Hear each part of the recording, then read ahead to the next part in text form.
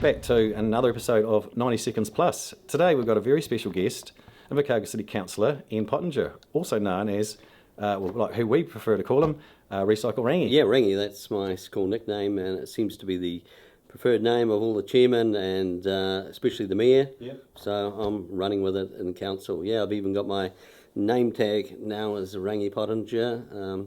So I've been here this is my 5th term. Chair of infrastructure, absolutely loving it. Loving the new council, 5 new members, so much energy now. Yep. It's amazing actually, and of course Nobby, you know, he I don't know how many hours a day he's doing, but he's really going for it. So no, it's good to be part of the team. Yeah, no, it's pretty exciting actually. With the whole new lineup. It's been interesting watching the 6 months, and it seems that you're all working together. There doesn't seem to be the same bickering from previous councils. I think and we've got a good mixture this term as well of new and old. Look, one of the things I've noticed is that when we get reports, there's no rubber stamping. Yes. They get shaken to bits, and I think the staff know that if there's any cracks or weaknesses or things that aren't right, this council definitely finds them out, and it's all good. It's all, we get on really well with the staff. So yeah, but there is no rubber stamping going on. Yeah, I think that's been really good, because I think that's, as I said, as you've said, previous councils, it's just been rubber stamped, whereas now you actually discuss things, you debate the issue, you challenge the staff, which I think is a good one as well, because too often I think they just put something in, previously they put something in front of you guys, and it's just like, yep, let's do it, without even questioning anything. So it's been really good. No, everyone's got their role to do. Yep. They've got their role, we've got our role, and I actually believe it's working very well. It's the best. This is my 5th term, yep. And I can say, hand on heart, yep. It's the best term I've been in. Yeah. Well, that's really great. Now, you're the chair of the, was it infrastructure? Infrastructure Services Committee, pipes, roads, yep. Buildings, and also waste. Yeah, rubbish, yes. Yeah, rubbish, recycling. Yep. Yeah. So tell us about that. So obviously we've been on the recycling subject for a while, on and off the last few weeks, but it's important to get it out there about some of the issues that they're having at the moment. Look, we've had unfortunately there's been a lapse, and this normally falls under the watch of an organisation called WasteNet, which is a combined 3 council, Gore, Southern District and us, and unfortunately COVID didn't help. It sort of went to sleep. Back in 2019, with the renewal of the recycling contract, only Invercargill wanted to retain Southland Disabilities, and so the other 2 councils split away, and so it's got a bit segmented, but we're all trying to work back together. Obviously, we've got new councillors at Gore, so the chair of WasteNet is now Keith Avell, Deputy Mayor of Gore, so that's good. He's got a real positive attitude towards getting things sorted. In fact, he set up a very busy meeting schedule this year, because if we look back, and you can do that on the websites, WasteNet didn't have a meeting for 2 years previously. So we've got 7 planned in this calendar year, so which is really good. So getting on to recycling, look, the main problem we've got is we've got to get glass out of the recycling stream. Multiple reasons. It breaks when you put it in your bin. It breaks when the big truck compacts it to put more in. And then when it arrives at the concrete pad to be dumped at Recycle South, it breaks again. And when you've got all these shards of glass and contamination in the product, you've got to sort it out. And even the fine ones now, they're finding on their really high quality product that they need to sell, there's bits of glass that they can't spot. And of course, the people they send it to are complaining. So it's a problem faced all over the country. Councils already around New Zealand are doing this. They have a separate bin for glass. It may only need to be picked up once a fortnight, once a month, but it separates it. And of course, all this contamination, then we have to truck it out to the landfill, which costs us so much a tonne. So it's a real cost.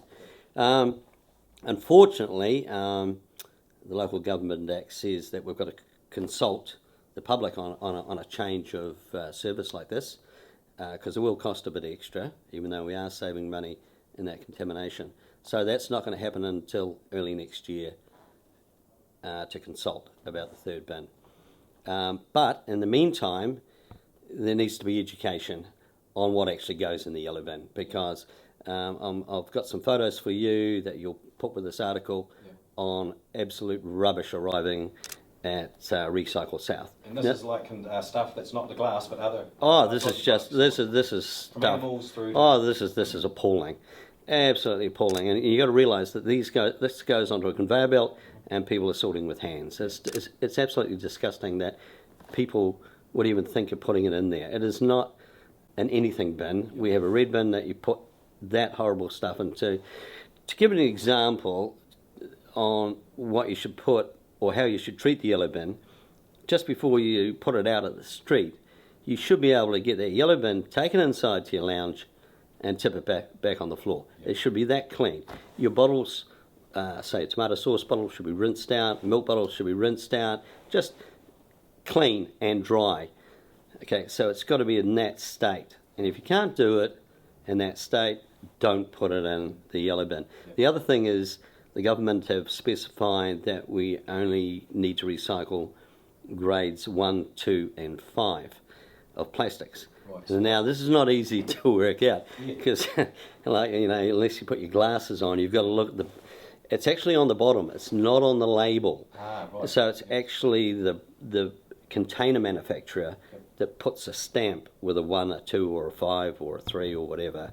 It's got nothing to do with the label telling you it's a bottle of mint sauce or something. So, yeah, I think so. This education program we're wanting to roll out, it's going to happen soon. Hopefully, WasteNet will be involved, because Southern District Council also recycle, and they would want to do it too.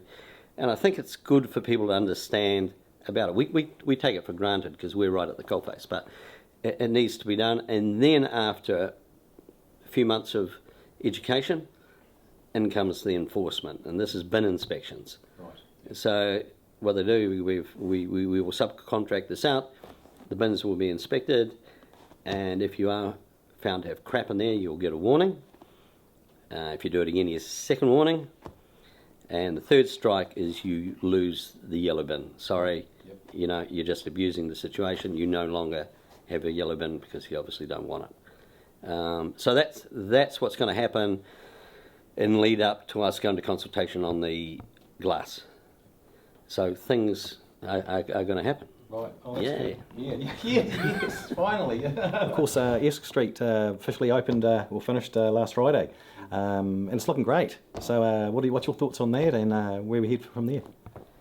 Look at it as fantastic, and both as well as Don Street. Okay, it's sort of like it's a poorer cousin as far as the finish goes, but it's beautifully done. Two-way operational traffic seems to be behaving itself and respecting the speed down Don. Now S Street really is different again, because the big 10 kilometres an hour sign at the start there. A lot of people have said to me, why don't you close it completely? And it has been closed for a while, but I think you've got to realise two things. International studies show that vehicles provide animation and life, and this is a fact. And the other thing is that the access to the old state insurance underground car park, 55 car parks down there, is off S Street. Yes. So the owner of that building would be rather annoyed if we shut it completely off, because staff in those buildings use that, and then you've got the access for the delivery vehicles and stuff. So the 10k an hour bit, I think, can work. Whether we need to make sure people obey it, I see there's no speed bumps or anything at the moment, but I think it's going to, I haven't done it myself, but I think driving down there is going to feel quite weird if you are. It does. Yeah. I did that myself. I have to say it does feel a bit weird, but also at the same time, I have to say, now we've got vehicles going back to and cars parked along there, it's what you said, it does give it mobility or activation or activity. It just gives it a wee bit extra when it's a bit, when it's a bit empty with pedestrians. It still has some activity happening on this street, with even if there's a car here and there or a couple of cars parked. I think the disability side of things too. Yes. Because you see a lot of these mobile vehicles with the hoist for the wheelchair and dropping off someone. I think that is valid, because if you've got to circle round up into the mall car park and stuff. So. But I think it's about keeping more able-bodied people parking in the car park building or outside, and let's keep that Esk Street parks for those that really want it. Why would you drive down? Why would you drive down Esk Street? Like, I mean, if Alice was dropping me off, I would say no, don't. Yeah. I'm not driving down Esk Street. The other thing is too that we don't, because we're a small population, 50,000 people, we don't have that constant. Now you go overseas and the big metro places. You've got people everywhere. I mean, they would be closed to cars, without a doubt. Yeah. But and look, it's fantastic. I think people are going to be so pleased with that result, the Esk Street, and to the people who designed it. I mean, the ceremony was really good because there were a lot of pats on the back to the people who actually did the work. It was good. And I did a live stream last Saturday. It was really good. So I did a tour along Esk Street and then through Invercargill Central, because that's got another loop now added to it, so it's got bigger again. And that's had over 10,000 views since last Saturday. So that's been it's just a great way to showcase our city to obviously our local fans, and also our out of town fans. So we'll put the link in the description where you can have a look at that video as well if you haven't seen it. Yeah, well, I mean, it's quite cool because its weight is more. So we've got the HWR building to open at some stage. And, I mean, that's going to be impressive. You know, I don't know. I'm just guessing 300 odd people right in the centre of town.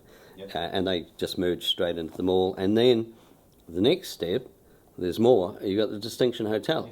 You know, again, so this perpetual motion that's happening is quite exciting, considering you look back for the history of Invercargill, it was quite slow. Hey, I think all good things come to those who wait, but it shows private investors is what really has triggered this.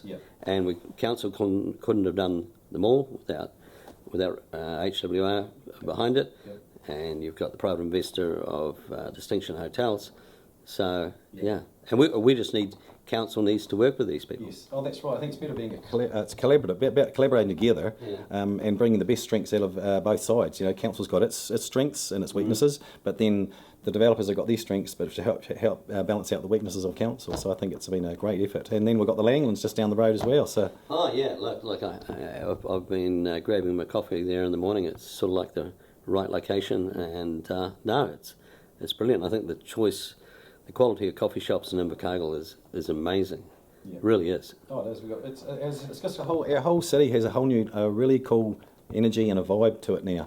After years of us having a crap town centre, we've now got one of the best town centres in the country. You're funny you should say that. We had friends down from Dunedin on the weekend, and we took them to Langlands, to the upstairs bar. Oh, yes. 360, and then downstairs to the restaurant, and they said, we don't have anything like this in Dunedin. This is amazing. They were absolutely blown away. So, and they're well-travelled people. So funny you should say about Dunedin, because I've got family up there. But they're opposed of everything up there. That Dunedin crowd, they're opposed to any new development of a hotel and God knows what else. So yeah. Oh no, it's good. It's good. Look, the council's going great. We just need to make sure we don't fall asleep at the wheel. We got to keep it going, and it's not as easy as it seems. You've really got to keep poking yourself to make sure, right. And I think Nobby, as the new mayor, is certainly doing that. Oh, he certainly is. Yeah, he's got everybody sort of... Hopefully he doesn't burn out. Yeah, well, that's the only thing I'm worried about, because he's doing up to, was it 12, 15-hour days some days? It's crazy. So. Yeah. No. So hopefully he can share the workload, because there's quite a few of us now. That's another 90 Seconds Plus with today's special guest, Recycle Rangi. Until next week, see you then.